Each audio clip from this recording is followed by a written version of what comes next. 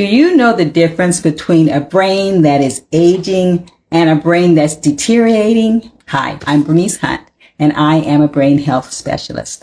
I work with women just like you who are starting to notice a few memory challenges, and I help you to stay sharp so that as you age, you can still travel, have fun with your grandkids, and experience new adventures without missing a beat. As a public school teacher for over 30 years, part of my job was to know the difference between a child who was unwilling to learn and a child, because of the circumstances that were there, was unable to learn. Now, did you catch my last video? A few days ago, I did a short, quick video on what's normal and what's not normal with your brain as you age. You can still catch it on my Facebook channel, or also on my Facebook page, or also on my YouTube channel. It'll be there for you. But today I wanted to talk more specifically about the simple, normal changes that occur and what that means as you age versus abnormal things that suggest deterioration. Like I said on the last video, every part of your body ages. It's gonna happen, guys. Some of you already know what I'm talking about. Everything is gonna age. It's normal, including your brain. Here's the question though. Will it simply change as it's aging, or will it start deteriorating as it's aging? Let me give you an example. Here's an example about two houses. Okay, you got two houses that are built exactly the same. They look exactly the same when they're built. They're built at the same time. They're built in the same location, and they have the same type of residence. So two identical houses. These houses are going to experience normal wear and tear. But 75 years later, let's say, 75 years later, these houses have turned into a vintage house and a dilapidated house. They no longer look the same. The vintage house has an outdated style, maybe made with outdated materials, but it still looks cute. It looks neat. It still has residence. It is enhancing its community. It's functional. Whereas the dilapidated house has chipped paint. Things are falling off of it, literally. It has holes in the roof. It has busted windows. It's vacant. Can't nobody live there. And it's an eyesore to your community. Why are these houses so different? That's right.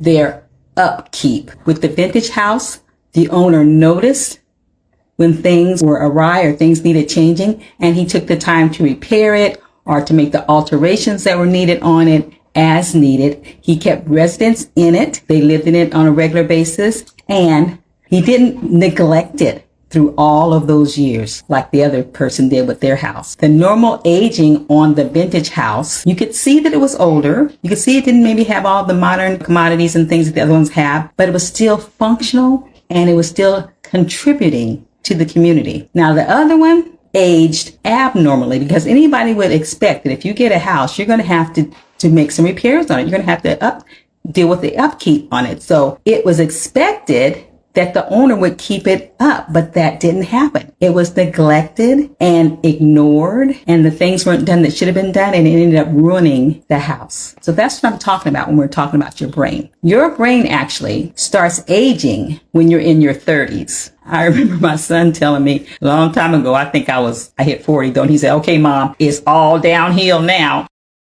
I said, "I don't know what you're talking about. I am now going all downhill." He thought, I had reached that age and everything was going to just, go down. So around 30, your brain does start aging. My question to you is, so what are you going to do about that? Research says that our thinking skills actually peak around 30, and then they gradually become less efficient with age. Now, you notice I said less efficient. I didn't say less proficient, and there's a difference. When we're talking about efficiency, we're talking about time, the amount of time it takes you to do it, and we're also talking about the amount of effort you need to put in to get that thing done. Versus when I'm talking about proficiency, I'm just talking about you being able to do that thing. So I'm saying your brain becomes less efficient. They're dealing mainly with the processing speed and attention. And so you're not going to be doing anything at the speed that you used to. Some of y'all know what I'm talking about. And you may have to put better effort or more effort into that thing than you used to. But here's the deal. You still got it going on. You can still make it happen. Your brain is just changing. A healthy, normal aging brain may need a little bit more time. You may have to put a little bit more effort in it, but you still got it. Now, you may have to adapt some things because your brain is changing. Structurally, there's evidence from research saying your brain starts changing. Things like shrinkage.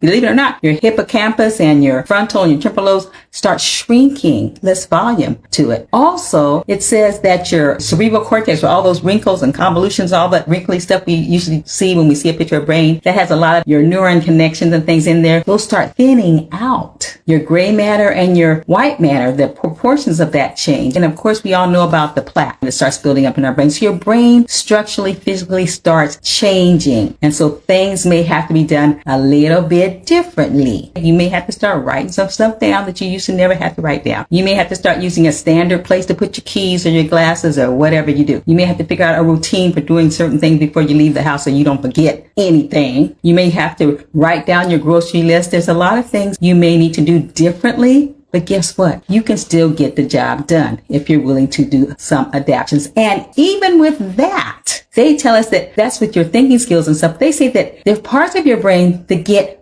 better with age. You do better at analyzing stuff. You do better with vocabulary. You get a larger vocabulary. You do better with reading and planning and things like that. You know, they say the wise old owl. Okay. That's why the elders, they say, look to the elders. They might be slower in getting it done, but their brain is also higher thinking than a lot of those youngsters. And with some people, if you take good care of your brain, you're still performing comparable to the youngsters. Plus, you have that wisdom. All right. So there's some good things about getting older, guys, if you keep your brain healthy. Memory challenges. We said processing speed and attention. So that shows up as memory challenges, like you may not recall the names of the word or whatever kind of thing. You may also have some motor timing with the processing speed that also sometimes involves your motor timing. I remember this was several years back. I remember that I was typing and I started making all these mistakes and people would laugh at me. And I'm like, why am I making all these mistakes?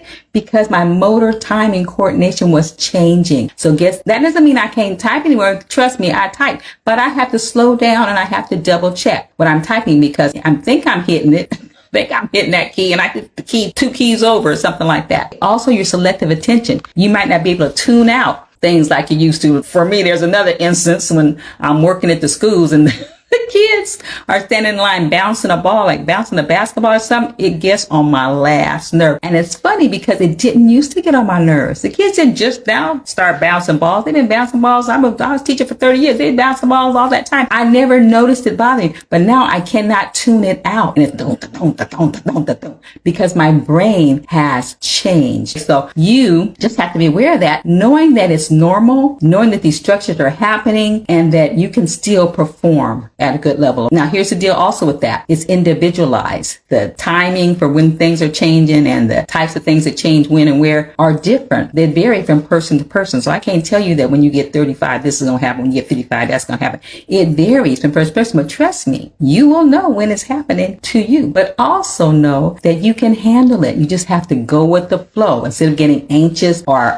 worried or stressed out or wild, just go ahead and do those little things that the changes in your brain are requiring for you to do, okay? Oh, so what is abnormal then? So when we're talking abnormal, we're talking about not just forgetting, but quickly forgetting something. These people will ask the same thing again and again because they don't remember. You just told them, or they might forget they told you something 5 times and they keep telling you it again. You say, you already told me that. I'm good. You told me.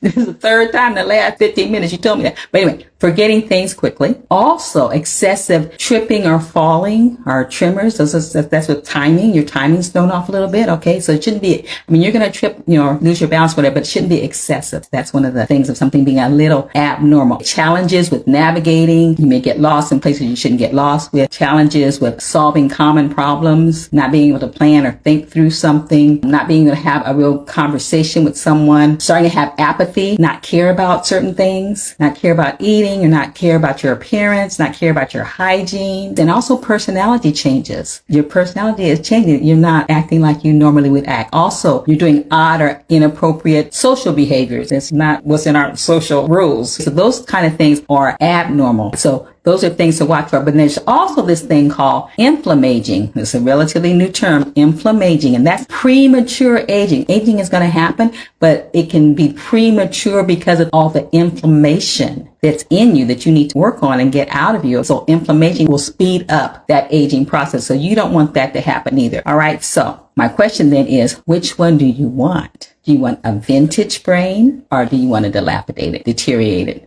brain? And that's just a rhetorical question. I know which one you want. And that's why I'm here to help you. I have a partners club that I started a few months ago that's really getting great reviews and things. It is very, very affordable and it's consistent. So my goal with that is to guide you through as you age so that you're aging normally and you're aging gracefully. So that's my goal with you. All right. So if you want to know more about that and how you can keep headed in the right direction, I'm going to leave you a link, and you can also listen to some of my partners talk about what they're getting out of the program as well, because your brain's destiny is in your hands.